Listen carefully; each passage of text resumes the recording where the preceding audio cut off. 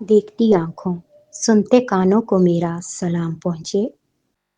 یا اللہ، جیسے تو راضی ویسے راضی کر دے، میرا کوئی عمل تو امتیازی کر دے۔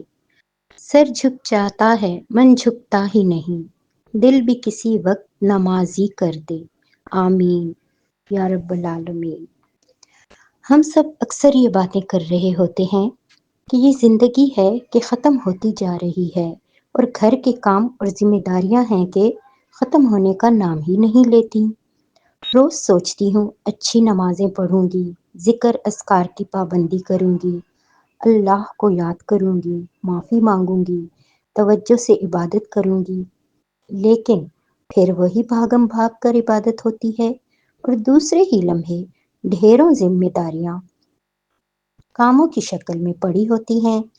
کبھی کبھی دل کرتا ہے سب چھوڑ چھاڑ کر کسی ایسے کونے میں چلی جاؤں جہاں کوئی ڈسٹرب کرنے والا نہ ہو، نہ کچن کے کام، نہ صفائی ستھرائی کا غم، نہ کپڑوں کا غم، اور نہ ہی کوئی ذمہ داریوں کے مزید جھنجھٹ۔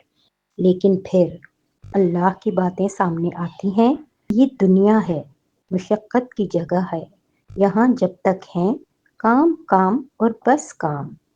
آرام و سکون کی جگہ تو صرف اللہ کے پاس ہے، جنت کی صورت میں۔ ہاں جی، جنت کی صورت میں اللہ کے پاس ہی آرام آئے گا۔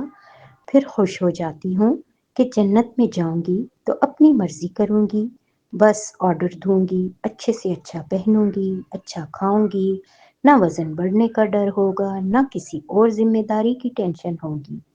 لیکن پھر جب اپنے اعمال پر نظر پڑتی ہے تو کچھ بھی ایسا نظر نہیں آتا جو مرنے کے بعد مجھے جنت کے مزے دلا سکے۔ میں نے زندگی اپنی ختم کر دی، لیکن ایسا کچھ بھی نہیں کیا جو اللہ کو پسند آ جائے۔ میرے پاس تو کچھ بھی نہیں ہے، میں کیا کروں گی؟ میرے مالک، مجھے تو صرف تیرا سہارا ہے، تو میرے اعمال کی طرف نہ دیکھنا۔ اس میں دنیا داری کے سوا کچھ بھی نہیں ہے مالک، لیکن میرے دل کے اندر صرف تو ہی تو ہے۔ مجھے معاف کر دینا مالک، میں شرمندہ ہوں، بہت شرمندہ، مجھے معاف کر دینا۔ میرا سب کچھ تجھ سے ہے، اور تو ہی میرا واحد سہارا دنیا میں بھی اور آخرت میں بھی ہے۔